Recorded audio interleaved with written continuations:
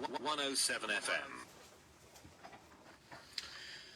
दोहा में इस वक्त शब के ठीक 7:30 बजे हैं। अस्सलाम वालेकुम वरहमतुल्लाहि वबरकातुहू।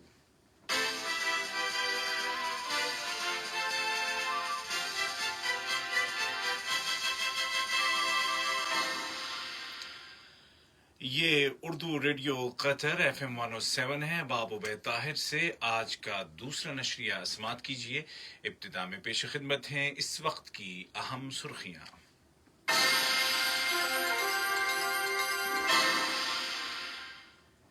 साहिब सुमूव अमीर शेख तमीम बिन हमद आल थानी ने सेंट किट्स एंड नेविस के गवर्नर जनरल को उनके मुल्क के यौम आज़ादी के मौके पर मुबारकबाद का बरकी पैगाम इरसाल किया।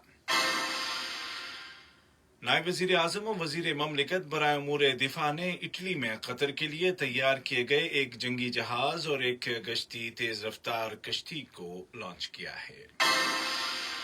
और वज़ीर सेहत ने कहा है कि कतर में रहने वाले तमाम अफराद को महफूज और आला मेयार की तिब्बी केयर फराहम की जा रही है और कोविड-19 से रिकवर होने वालों की तादाद रिकॉर्ड हद तक पहुंच गई है। और अब पेश खिदमत है उर्दू रेडियो कतर से आज का दूसरा मुफस्सल नशरिया।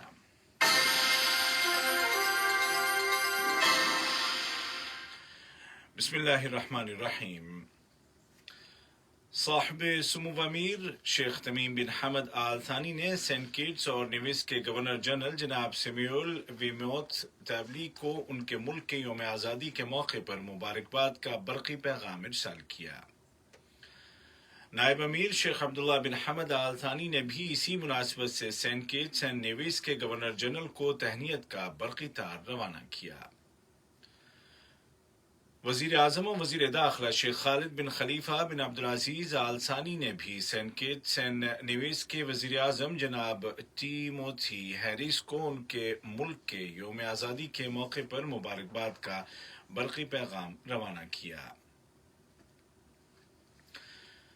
नायब वज़ीर आज़म और वज़ीर ममलिकत बराए उमूर दिफा डॉक्टर खालिद बिन मोहम्मद अल लातिया ने इटली के वज़ीर दिफा जनाब लोरेंजो गुएरिनी के साथ मुलाकात की, जिसके दौरान दोनों मुल्कों के माबैन कायम फौजी और दिफाई ताल्लुकात और उनको मुस्तहकम करने के वसाइल पर तबादला ख्याल किया गया। बाद अज़ान नायब वज़ीर आज़म और वज़ीर ममलिकत बराए उमूर दिफा ने बहरी जहाज तैयार करने वाली कंपनी फिनकैंटेरी के शिपयार्ड का दौरा किया और कॉर्फेट तर्ज के कतर के लिए तैयार किए गए बहरी जंगी जहाज अज़्ज़ुबारा और मुशेरिब नामी तेज रफ्तार कश्ती की लॉन्चिंग सेरेमनी में शिरकत की। इस मौके पर कतरी बहरिया के सरबराह मेजर जनरल अब्दुल्ला हसन अस्सलेती भी उनके हमरा थे। जनरल अस्सलेती ने कहा कि इन जहाज़ों की शमूलियत से कतर की समंदरी सिक्योरिटी मजीद मुस्तहकम होगी। वज़ीर बल्दियात व माहौलियात इंजीनियर अब्दुल्ला बिन अब्दुल अजीज बिन तुर्की अस्सबई ने कहा है कि मुआशरे की सोच समझ और आगही और सरकारी इदारों का ताउन दो ऐसे बुनियादी सपोर्टर हैं जिनकी मदद से साफ सुथरी जिंदगी के हवाले से वजारत के स्ट्रेटेजिक प्रोग्राम्स और मकासद को हासिल किया जा सकता है।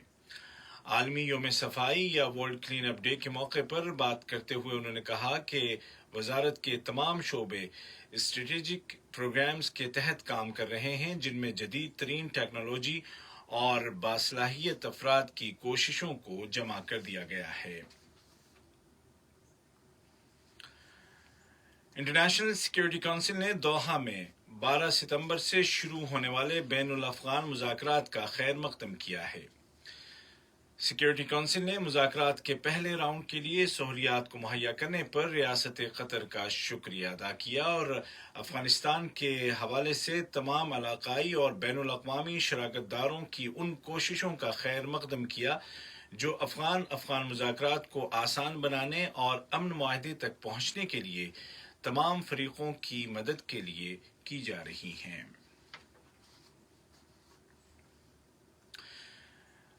बैनुल अक़वामी सतह पर कतर की मौजूदगी के एतराफ़ के ज़िम्न में रूस ने भी अपील की है कि खलीजी इख्तिलाफ़ात को ख़त्म किया जाए या खलीजी इख्तिलाफ़ात को हल किया जाए।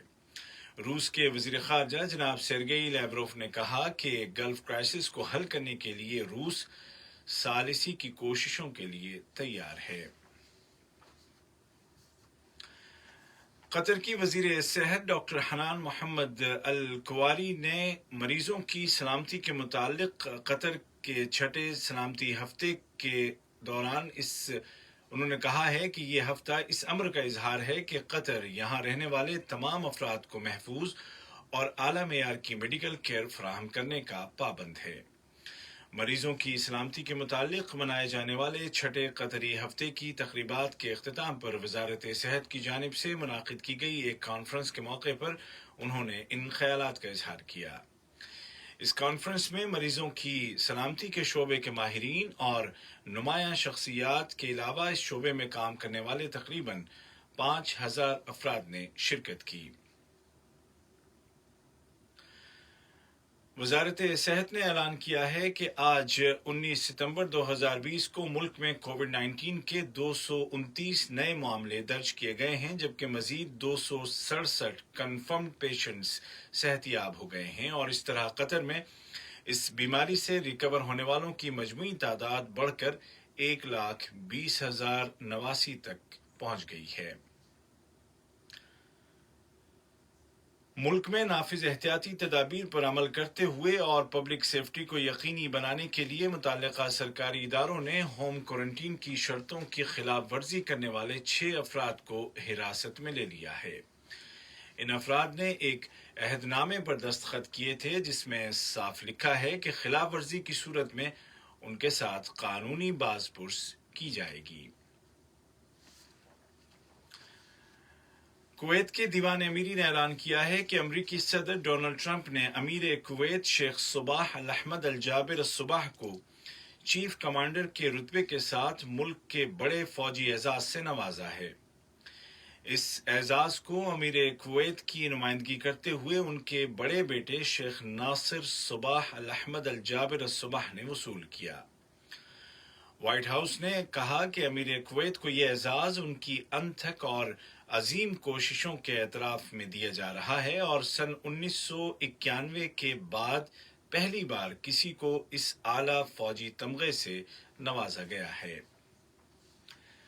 یہ خبریں آپ اردو ریڈیو قطر FM 107 سے سن رہے ہیں۔ امریکہ کی جانب سے اس طرح کے اشاروں کے دوران کہ مزید ممالک بھی اسرائیل کے ساتھ امن معاہدے میں شامل ہوں گے، متحدہ عرب امارات اور بحرین اسرائیل کے ساتھ تعاون کے لیے کئی شعبوں میں معاہدے کرتے ہوئے اس راہ میں آگے بڑھتے جا رہے ہیں۔ یاد رہے کہ ابوظہبی اور منامہ نے رواں ماہ کی 15 تاریخ کو وائٹ ہاؤس میں امریکی صدر کی سرپرستی اور موجودگی میں اسرائیل کے ساتھ ایک معاہدے پر دستخط کیے تھے۔ لیبیا سے آنے والی خبروں کے مطابق ملک کے پیٹرول پلانٹس میں کئی مہینوں کے توقف کے بعد دوبارہ کام شروع ہونے کے حوالے سے ایک اتفاق رائے ہو گیا ہے۔ وہیں ایسی اطلاعات بھی آ رہی ہیں کہ اس ملک میں جاری بحران کا سیاسی حل بھی قریب آتا جا رہا ہے، اور ملک کا اقتدار سنبھالنے اور ملک کا نظم و نسق چلانے کے لیے نئی متحدہ انتظامیہ تشکیل دی جا رہی ہے۔ ترکی کے صدر جناب رجب طیب اردوغان نے کہا ہے کہ ان کا ملک مشرقی بحیرہ روم میں جاری کشیدگی کو حل کرنے کے لیے یونان کے وزیر اعظم کے ساتھ مل بیٹھنے کے لیے تیار ہے۔ انہوں نے کہا کہ ایتھنز کے ساتھ حالیہ تنازع سے نمٹنے کے لیے انقرہ نے سفارتکاری کے آپشن کو ہی منتخب کیا ہے۔ اور ایرانی فوج یا پاسداران انقلاب کے کمانڈر جنرل حسین سلامی نے کہا ہے کہ ان کا ملک صرف زبانی جمع خرچ تک محدود نہیں رہے گا، بلکہ پوری طاقت کے ساتھ اور مناسب اور تباہ کن انداز میں ہر اس حملے کا جواب دے گا جس میں ان کی سرزمین کو نشانہ بنایا جائے گا۔ انہوں نے دھمکی دی کہ وہ القدس بریگیڈ کے کمانڈر جنرل سلیمانی کے قتل میں ملوث افراد سے بدلہ لے کر رہیں گے۔ آج کا دوسرا مفصل نشریہ ختم ہونے سے قبل اس وقت کی اہم سرخیاں ایک مرتبہ پھر سن لیجیے۔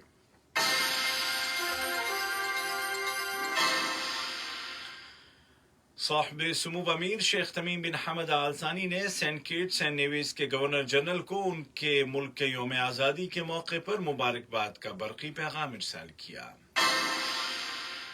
نائب وزیر اعظم و وزیر مملکت برائے امور دفاع نے اٹلی میں قطر کے لیے تیار کیے گئے ایک جنگی بحری جہاز اور ایک گشتی تیز رفتار کشتی کی لانچنگ سیریمنی میں شرکت کی۔ اور وزیر صحت نے کہا ہے کہ قطر میں رہنے والے تمام افراد کو محفوظ اور اعلیٰ معیار کی میڈیکل کیئر فراہم کی جا رہی ہے اور کووڈ 19 سے ریکور ہونے والوں کی تعداد ریکارڈ حد تک پہنچ گئی ہے۔ اردو ریڈیو قطر FM 107 سے آج کا دوسرا مفصل نشریہ اپنے اختتام کو پہنچا۔ ہمارا اگلا نیوز بلیٹن کل صبح ٹھیک 9 بجے پیش کیا جائے گا۔ آج کے اس بلیٹن کو آپ تک پہنچانے میں ہماری تکنیکی معاونت کی احمد الحمادی نے۔